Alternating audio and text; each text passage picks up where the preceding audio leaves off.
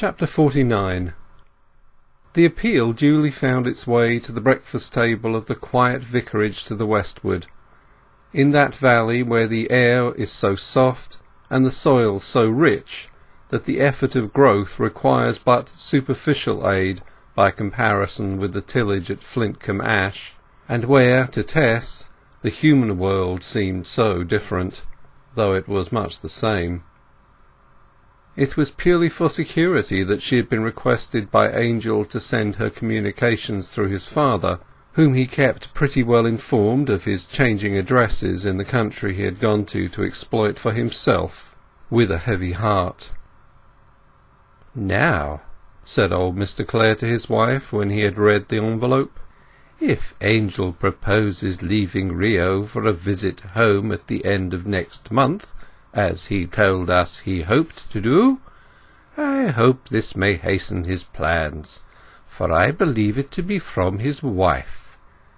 He breathed deeply at the thought of her, and the letter was redirected to be promptly sent on to Angel. "Dear fellow, I hope he will get home safely," murmured Mrs. Clare. "To my dying day I shall feel that he has been ill-used. You should have sent him to Cambridge, in spite of his want of faith, and given him the same chance the other boys had. He would have grown out of it under proper influence, and perhaps would have taken orders after all. Church or no church, it would have been fairer to him." This was the only wail with which Mrs. Clare ever disturbed her husband's peace in respect to their sons, and she did not vent this often, for she was as considerate as she was devout, and knew that his mind too was troubled by doubts as to his justice in this matter.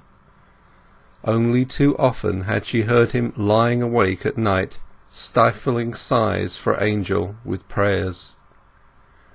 But the uncompromising evangelical did not even now hold that he would have been justified in giving his son, an unbeliever, the same academic advantages that he had given the two others, when it was possible, if not probable, that those very advantages might have been used to decry the doctrines which he had made it his life's mission desire to propagate, and the mission of his ordained sons likewise. To put with one hand a pedestal under the feet of the two faithful ones, and with the other to exalt the unfaithful by the same artificial means, he deemed to be alike inconsistent with his convictions, his position, and his hopes. Nevertheless, he loved his misnamed Angel, and in secret mourned over this treatment of him, as Abraham might have mourned over the doomed Isaac while they went up the hill together. His silent, self-generated regrets were far bitterer than the reproaches which his wife rendered audible. They blamed themselves for this unlucky marriage. If Angel had never been destined for a farmer, he would never have been thrown with agricultural girls. They did not distinctly know what had separated him and his wife, nor the date on which the separation had taken place. At first they supposed it must be something of the nature of a serious aversion, but in his later letters he occasionally alluded to the intention of coming home to fetch her, from which expressions they hoped the division might not owe its origin to anything so hopelessly permanent as that. He had told them that she was with her relatives, and in their doubts they had decided not to intrude into a situation which they knew no way of bettering. The eyes for which Tess's letter was intended were gazing at this time on a limitless expanse of country from the back of a mule which was bearing him from the interior of the South American continent towards the coast. His experiences of this strange land had been sad. The severe illness from which he had suffered shortly after his arrival had never wholly left him, and he had by degrees almost decided to relinquish his hope of farming here, though, as long as the bare possibility existed of his remaining, he kept this change of view a secret from his parents. The crowds of agricultural labourers who had come out to the country in his wake, dazzled by representations of easy independence, had suffered, died, and wasted away. He would see mothers from English farms trudging along with their infants in their arms, when the child would be stricken with fever and would die. The mother would pause to dig a hole in the loose earth with her bare hands, would bury the babe therein with the same natural grave tools, shed one tear, and again trudge on.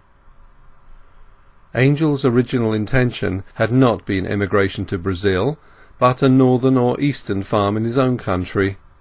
He had come to this place in a fit of desperation, the Brazil movement among the English agriculturalists having by chance coincided with his desire to escape from his past existence. During this time of absence he had mentally aged a dozen years. What arrested him now as of value in life was less its beauty than its pathos. Having long discredited the old systems of mysticism, he now began to discredit the old appraisements of morality. He thought they wanted readjusting. Who was the moral man? Still, more pertinently, who was the moral woman? The beauty or ugliness of a character lay not only in its achievements, but in its aims and impulses. Its true history lay not among things done, but among things willed. How, then, about Tess? Viewing her in these lights, a regret for his hasty judgment began to oppress him. Did he reject her eternally, or did he not? He could no longer say that he would always reject her, and not to say that was in spirit to accept her now. This growing fondness for her memory coincided in point of time with her residence at Flintcomb Ash, but it was before she had found herself at liberty to trouble him with a word about her circumstances or her feelings.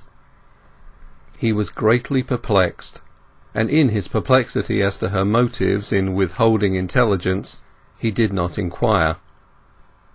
Thus her silence of docility was misinterpreted.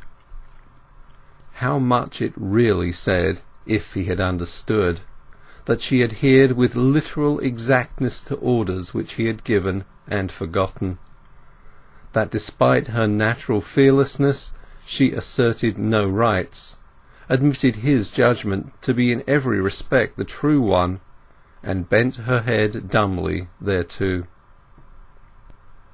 In the before-mentioned journey by mules through the interior of the country, another man rode beside him. Angel's companion was also an Englishman, bent on the same errand, though he came from another part of the island. They were both in a state of mental depression, and they spoke of home affairs. Confidence begat confidence. With that curious tendency evinced by men, more especially when in distant lands, to entrust to strangers details of their lives which they would on no account mention to friends, Angel admitted to this man, as they rode along, the sorrowful facts of his marriage. The stranger had sojourned in many more lands and among many more peoples than Angel. To his cosmopolitan mind such deviations from the social norm, so immense to domesticity, were no more than the irregularities of vale and mountain chain to the whole terrestrial curve. He viewed the matter in quite a different light from Angel, thought that what Tess had been was of no importance besides what she would be, and plainly told Clare that he was wrong in coming away from her. The next day they were drenched in a thunderstorm. Angel's companion was struck down with fever, and died by the week's end. Clare waited a few hours to bury him, and then went on his way.